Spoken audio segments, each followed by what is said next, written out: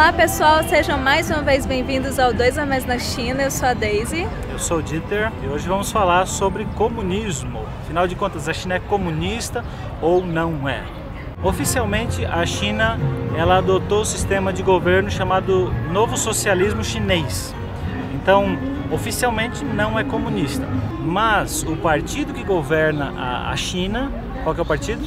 É o comunista. Em resumo, o Partido Comunista toma todas as decisões do que acontece dentro do país. E isso afeta naturalmente a vida de quem mora aqui. Talvez afete mais a vida de quem seja local, dos chineses mesmo, do que da gente que é estrangeiro. Mas a gente também sente muito forte essas diferenças que são causadas aí pelo fato de o Partido Comunista, as ideias comunistas, as ideologias comunistas guiarem o país.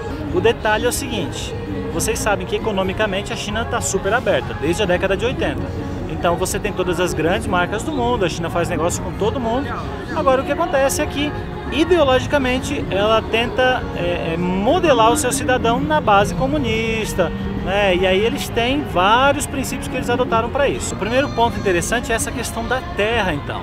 Aqui é o seguinte: toda a terra, todo o solo pertence ao governo chinês. Você olha o mapa da China, pertence ao Partido Comunista, não pertence ao cidadão. Não existe a possibilidade de eu, mesmo que eu for chinês, chegar aqui e falar: eu quero comprar 300 metros quadrados de terra. Não pode, não existe. Você até pode comprar, mas, por exemplo, você vai comprar terra, a terra por um tempo vai ser sua, mas depois de você usar a terra por um determinado período, você tem que devolver ela ou comprar ela de novo, pagar ela de novo. Não é que você não possa comprar terra, você vai comprar, só que ela não vai ser sua igual no Brasil, que você vai poder passar de geração para geração, porque aquela terra é tua, da tua família. É, a mesma coisa com apartamento, né? Você compra um apartamento, maravilha, mas você tem como se fosse um leasing ali do apartamento por 70 anos, e aí depois, então, ou você vai ter que pagar uma nova taxa. Como o comunismo foi implantado, o Partido Comunista entrou forte ali depois da década de 50, o que o pessoal está falando é que esses 70 primeiros anos ainda não acabaram. E quando acabar, alguns dizem que o governo pode ser que suavize, então, essa política, para evitar que com o tempo a população, que já é enorme, se rebele contra o governo. Mas hoje não tem a possibilidade, então, de eu comprar uma terra sabendo que é meu e quando eu tiver filho vai ser minha. Hoje... Por exemplo, que eu vou comprar terra e eu posso, por exemplo, deixar como herança para os meus filhos. Isso não existe. A terra pertence ao país, é um bem público, e aí o chinês ele tem que estar meio que ciente disso. Mas tem as vantagens também para o crescimento econômico do local.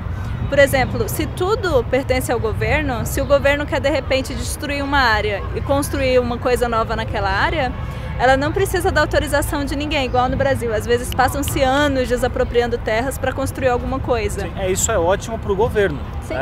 Tudo que o governo quer fazer, ele pode fazer rapidinho assim. Porque eles simplesmente chegam na tua casa e falam: olha, eu vou te dar um determinado valor e você vai sair daqui porque eu vou destruir isso aqui e quero construir uma outra coisa nesse lugar. Então ele te dá um valor para você sair dali, para comprar outra coisa, tipo como se fosse uma indenização. E ele simplesmente tira de você de onde você está na hora que ele quer. O detalhe é o seguinte: é ótimo para o governo. O cidadão é outra história. O cidadão ele tem que fazer a mágica dele. Então, se o governo deu um valor que dá para ele comprar uma outra casa em outro lugar e está justo, maravilha. Às vezes acontece que o governo fala assim: olha, você vai ganhar tanto, aí você mora de aluguel lá em tal lugar, quando a gente terminar de construir a área nova aqui, vamos te dar 2 apartamentos. Então, sabe, tem situações que é justo, tem situações que a gente sabe que não é tão justo assim, mas, em resumo, o governo decide o que quer fazer, quanto vai pagar, como vai pagar, e o cidadão, ele se aquieta. Claro que aí existem as grandes empresas que estão ligadas ao governo, né? E aí o cara que tem dinheiro, o cidadão que já é mais rico, ele consegue mais benefícios, e aí a cultura chinesa, nosso vídeo sobre Face, sobre Mians, aquilo que a gente já falou de Guanxi, aquelas coisas, isso ajuda muito aqui. Então, às vezes, se você tem um bom relacionamento com o oficial do governo, para você pode ser melhor a situação, pode ficar mais agradável, né? Pode favorecer um pouquinho mais. Muitos de vocês, quando assistem os nossos vídeos e a gente mostra para vocês algumas coisas interessantes, legais da China, acabam falando: ah, bem que o Brasil podia ser comunista, bem que o regime comunista podia ser implantado aqui no Brasil. Então com esse vídeo a gente quer meio que abrir os olhos de vocês, porque às vezes o comunismo parece algo super legal, super, nossa, olha só como funciona na China, podia funcionar no Brasil também. Até mesmo assim, questões que a gente trata, né, questão de segurança, outras coisas que parece ser muito melhor, na verdade é muito melhor aqui, e aí muitos associam com o comunismo, né? Mas existem várias coisas que não são tão legais do comunismo, como a liberdade de expressão. No Brasil a gente tem liberdade de expressão e aqui na China muitos chineses, na verdade todos, né? Eles não podem, se for, por exemplo, contra o governo, expressar ideias. Publicamente, né? Exatamente. Então, por exemplo, às vezes você passa na rua, se você vê um protesto, alguns até tentam, né? Eles colocam faixas, fazem protestos contra o governo, mas não dá 5, 10 minutos, já vem polícia, já sai prendendo todo mundo, levando todo mundo. Então isso é algo ruim. Eu só vi uma vez protesto aqui perto de casa, não faz muito tempo, faz uns 3, 4 meses. E assim, eu passei, tava lá um monte de gente protestando, acho que contra salário baixo, alguma coisa assim. E aí eu voltei, não deu 15 minutos depois, não tinha ninguém na praça. Desapareceu todo mundo. A polícia chega e aí assim, você quer ficar protestando? Pode ficar, mas você vai preso.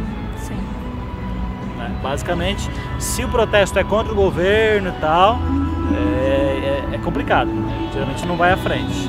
O engraçado é que assim, a gente como estrangeiro, é como o Dieter falou, a gente não sente muito isso. A gente vive aqui, a gente não sente o comunismo, não tem, por exemplo, policiais te cercando, te prendendo, te vigiando. É um país normal, só que embutido por trás, né, tem ali a censura. E pra gente que é ocidental, isso é uma coisa inaceitável, né? Se eu morasse aqui no sentido de ser cidadão aqui, com a minha mentalidade ocidental, não me conformaria com muita coisa. Mas o chinês, ele nasceu dentro desse ambiente. Então assim, ele sabe que até onde ele pode ir, até onde ele não pode ir. Na verdade, eu acho que o chinês já lutou tanto, já teve tanto problema, que agora ele prefere abaixar a cabeça e seguir as ordens só para não ter problema, do que ficar, né, tendo problemas e guerreando e fazendo discórdias. Sim. Na Revolução Cultural, se você não sabe o que é isso, procura aí, você vai encontrar. Um dia a gente pode até fazer um vídeo sobre isso, mas na Revolução Cultural, muitos chineses foram perseguidos, torturados, mortos, presos, expulsos do país. E aí naquela época o chinês entendeu que para o país ser revolucionado culturalmente, eles teriam que ouvir o que o partido falasse. E é o que acontece até hoje.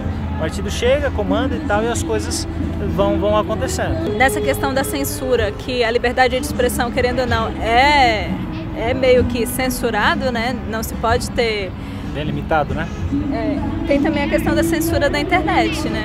Internet, TV e rádio, né? Todas essas mídias. Primeiro que a internet, a gente já falou para vocês várias vezes, você chega aqui, Google, Facebook, YouTube, nada disso funciona aqui, porque o governo não quer que as influências externas venham a estragar, né, a mentalidade pura chinesa e tal. Então o governo tenta preservar os seus cidadãos das influências externas. E aí então a internet é bloqueada, na TV passa o que eles querem que passe, rádio, notícias, jornais, rola, né, o que vai em frente é o que o governo permite que vá em frente. Se o governo falar essa notícia não vai entrar, não entra. É engraçado que algumas notícias a gente lê a notícia daqui, aí a gente pega e fala, tá, agora vamos ver lá fora. Aí acessa o New York Times, acessa o G1, acessa outros lugares e vai ver a notícia, ela é levemente ou muito diferente. Tudo beneficiando o governo chinês. Conceitos assim que o mundo inteiro conhece, coisas que o mundo sabe como funcionam, aqui ninguém conhece. Se você andar na rua e perguntar de YouTube, muitas pessoas não vão saber o que é. Se você perguntar de Facebook, de redes sociais, algumas empresas famosas mundo afora, alguns artistas famosos mundo afora, as pessoas não vão saber. Essa questão de artista é interessante, né? Que tudo aqui é censurado. Os cinemas aqui só podem entrar 34 ou 35 filmes estrangeiros por ano. E aí, para que esses filmes entrem na China e realmente sejam veiculados e façam sucesso, as produtoras, Hollywood, já entendeu que ela precisa trabalhar dentro dos princípios da censura chinesa. Então tem alguns filmes que tipo a história é modificada para que o governo chinês permita que role aqui dentro.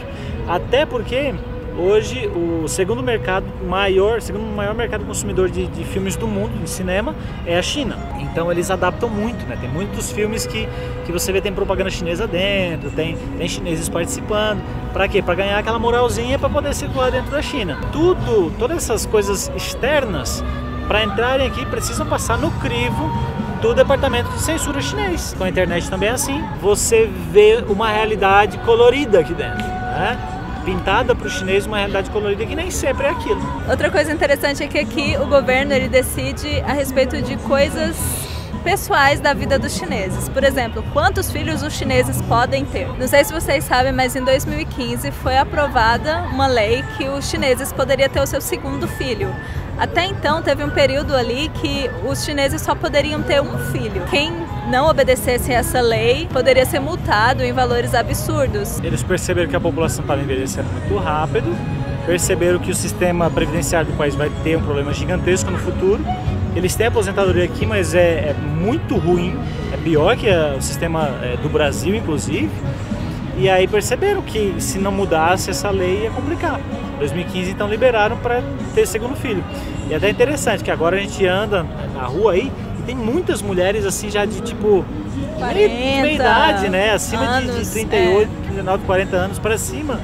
Grávidas, barrigudas ali. Tendo o segundo filho agora, né? Às vezes o primeiro filho já tem 12, 13 anos, eles estão tendo o segundo agora. Várias coisas o governo chega e fala, é assim, né? Outra coisa é que o Partido Comunista então limita é a questão da religião também. Sim. Você aqui pode ter tua religião sem problema, a gente já falou pra vocês isso.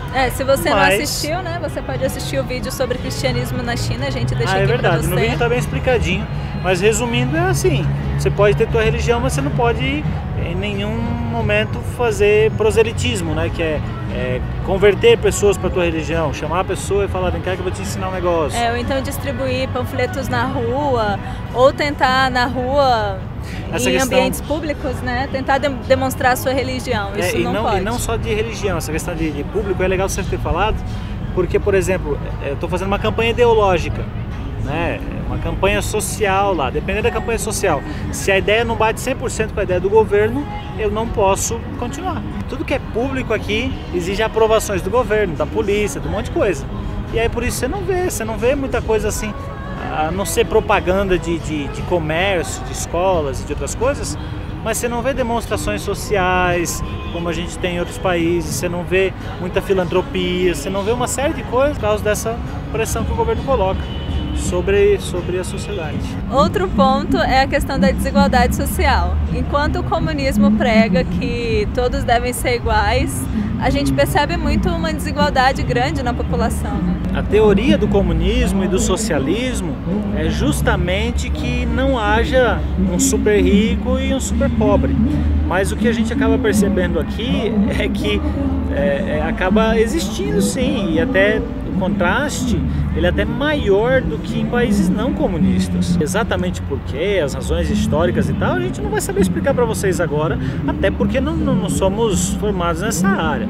Mas o fato é o seguinte, você vê muita gente miserável, pobre, andando na rua que não tem nada, pessoas que vivem naquela faixa de pobreza com menos de $1 por dia, tem muita gente aqui, sabe? Seria 6, 7 quai. A gente vê muita gente que trabalha por miséria, por mixaria, e assim, trabalha todo dia para ter o que comer naquele dia. A gente vê isso. E tem o outro extremo também, né? Pessoas riquíssimas que andam com carros super luxuosos. Os países que a gente foi e conhece, comparando aqui, eu nunca vi tanto carro importado como tem aqui. Claro que aqui carro importado não significa que você é rico, deixa eu também frisar isso aqui.